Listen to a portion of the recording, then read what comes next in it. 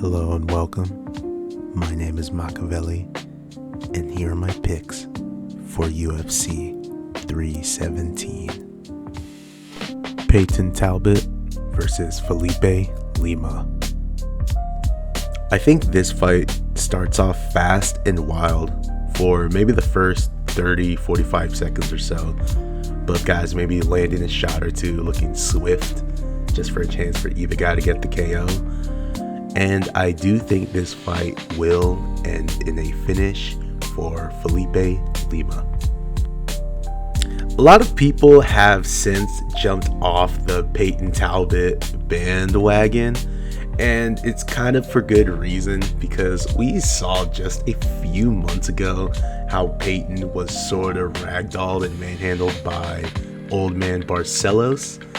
And while I want to give Peyton a little bit of credit and try and say that he's still underrated and good, and Peyton has given off the typical NPC, oh, that loss still eats at me, I'm working on becoming a more complete fighter, that sort of thing. So we know that Peyton is going to come into this fight with a chip on his shoulder. He's definitely been in the gym working hard, I would imagine, but I don't think that this sort of mindset and these few short months, that would be enough to stop the grappling of Barcelos and Lima. I'm not saying that Lima is any type of great submission threat that he's gonna ragdoll and toss around Talbot.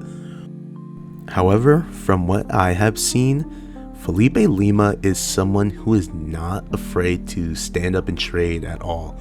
He will throw his own knees and wild strikes of his own, but I think he's going to try and push forward, be the first one to throw and push Talbot against the fence, engage in the clinch, and try and drag him down for that type of grappling, which I think he has superior grappling.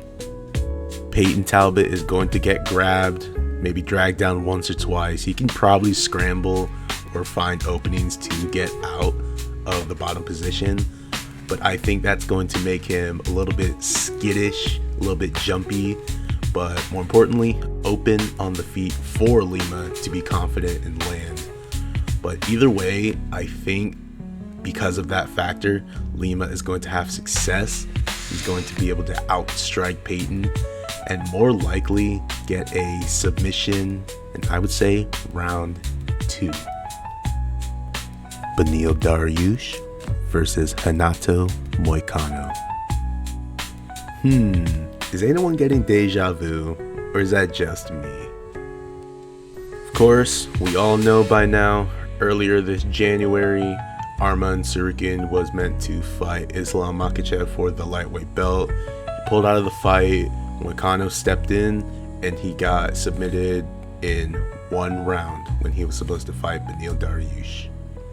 At that time, I had made my pick video, and I had said that Moicano was going to win the fight by whatever he wanted. I thought Moicano is going to absolutely run through Beneil, destroy him, probably get him out of there quickly, but if not, just beat him pillar to post. I'm still going with Moicano. That's still going to be my pick. I think he's going to beat Beneil Dariush fairly easily, but I suppose we do have to speak about this fight a little bit differently since that fight with Islam. I had already spoke about this last time, but basically Beneil is an old man who is coming off a 2-loss streak by finish and over a year layoff. He's just been sitting off on the sidelines, and you can say he's been recovering, but I think this time off isn't going to be that good for him. I think he is on the verge of withering out, fading away. But there is some argument that I can see that people are saying, oh, the first training camp that he had back in January, but he didn't fight. He still got his show and win money, I would imagine. So he got paid. He's coming in good spirits, kind of refreshed. But as I mentioned, I think the time off is bad for him. I kind of assume that he took, some injuries. He has some damage within that training camp, and the fact that he didn't fight, I think that was kind of a, bad look on him physically because he put in all that work. He thought maybe he can try and get one last run just for him not to compete. So honestly, I am expecting this fight to be a little bit more competitive this time around than I initially would have thought in January, because now instead of Beneil just being old, washed, now you can properly say that both of these guys are old and washed, both coming off a loss. And it sucks for Moicano, right? He was coming off a hot streak and he had momentum. But of course, the UFC called him. He had an opportunity, so he couldn't say no. Fair enough. But now he has pretty much lost all of his title aspirations. This win is definitely what he needs, which I still think he's going to get. I don't know where it's going to put him in title contention, but we will see once we talk about the main event. Brandon Royval versus Joshua Van.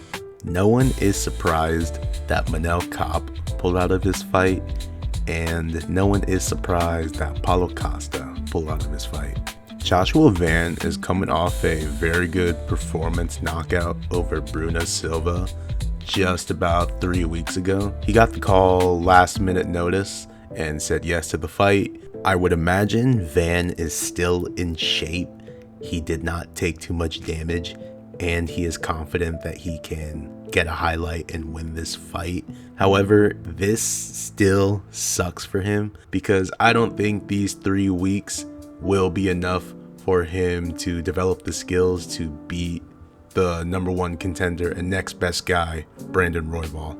Quite simply, I think Brandon Royval is going to win this fight either by a very competitive and dominant decision after Van gasses out.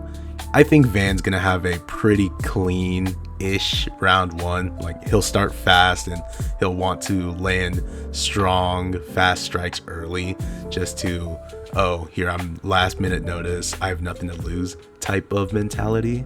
However, Royval is not a stranger to these types of firefights and these slugfests. He has all this experience and defense to not get caught. So I think he's going to survive that storm of Van. He's going to slow down the fight and make Van play at his pace. Honestly, I have been high on both guys for quite a while now, but the circumstances surrounding this fight certainly aren't ideal for Van. So while I'm going to be rooting for both, again, I think Royval is going to win. I think it would be fair to say that this is a high risk, low reward type of situation for Royval, given that Joshua Van is ranked so low, but he does have hype, so getting a good win over Van would be nice. But there may be an asterisk like, oh, he's so young, he's coming on short notice, that sort of thing. And either way, Royval, he's already fought for the belt and lost, so that in of itself is against him. But getting a win over Van when he was supposed to be fighting Kape, it sort of doesn't really give him a strong argument for the belt, but we don't really know who's next, so there's that. Alexandre Pantoja versus Kai Kara-France. I don't really know what to say about this fight, what to really think, other than that Pantoja is going to win. I think he is probably going to find a finish, find openings for a finish, but if not, it's going to be competitive, but a clear and dominant decision for him. I do not have many nice things to say about Kai Kara-France for this fight. We know that Kai Kara-France gets most of his clout because he is a part of the city kickboxing gym. He has an interesting stat and reputation in the UFC as being the smallest guy on the roster. Kai Kara-France is the pipsqueak himself. If Kai Kara-France is to win the belt and become the flyweight champion, that would not only be a W for the short kings out there, but he would represent the pipsqueaks. I mean, just look at that face. Look at that stoic look. There's no way he could lose, right? Then you realize this guy only fights once a year, and when he does fight, he's already lost to the champions or the second best contenders.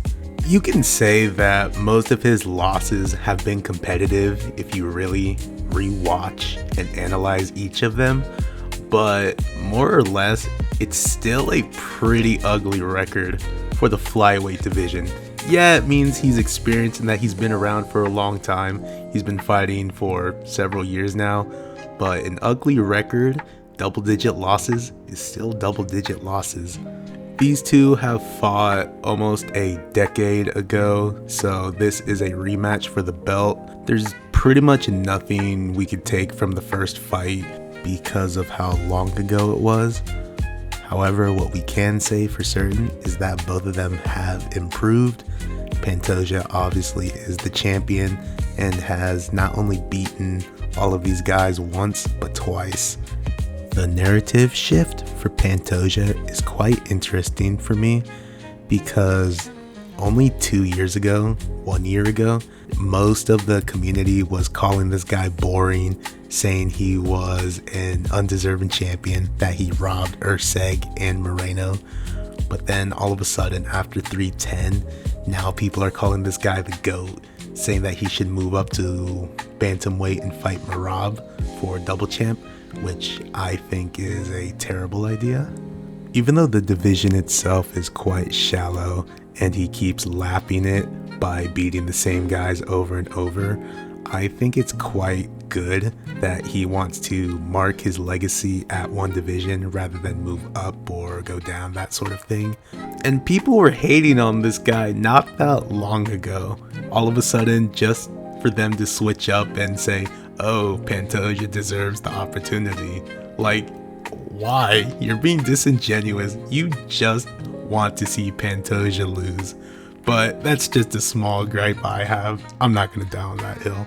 Honestly, if Pantoja gets a dominant finish, then we would no doubt be having serious discussions about placing him on the pound for pound and GOAT rankings. He would probably beat Demetrius Johnson, but some of you are not ready for that conversation, even though it's glaringly obvious.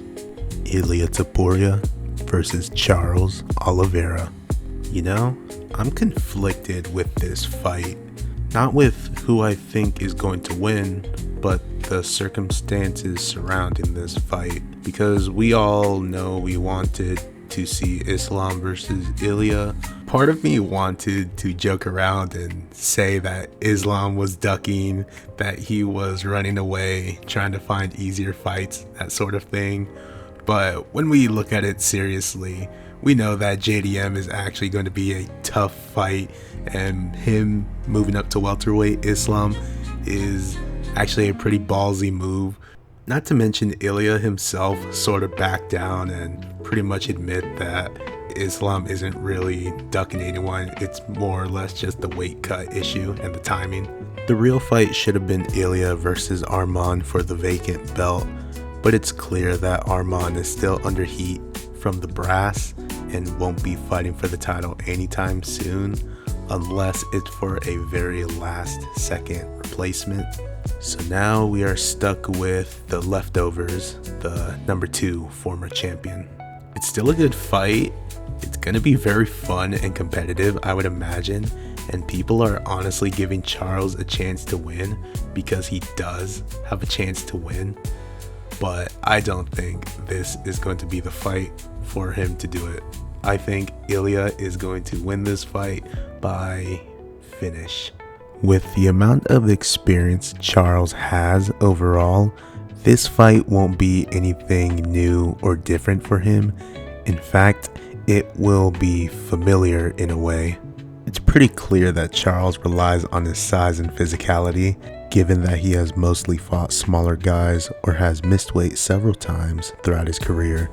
It makes sense that he is confident and stoic coming into this fight because Charles is the bigger guy, and recently we have seen Ilia get size mogged a few times by other fighters, which is actually kind of funny. but nonetheless, none of that will matter once those two will get locked in the cage. Even though Ilya is predominantly a grappler and has a wrestling base, his striking is mostly known and talked about. His striking is much cleaner and sharper than Charles. His power is certainly debatable, and people can certainly make an argument one way or another if he is the hardest hitter. One way to find out, of course, but it's more or less the technique which is going to win him this fight. The fact that Charles gets hit, wobbled, and dropped in pretty much every single fight over the past decade, that certainly does not help. Regardless if he's, baiting his chin or not, it's the fact that he always manages to get into these firefights and gets clipped. Ilya will take advantage and drop him.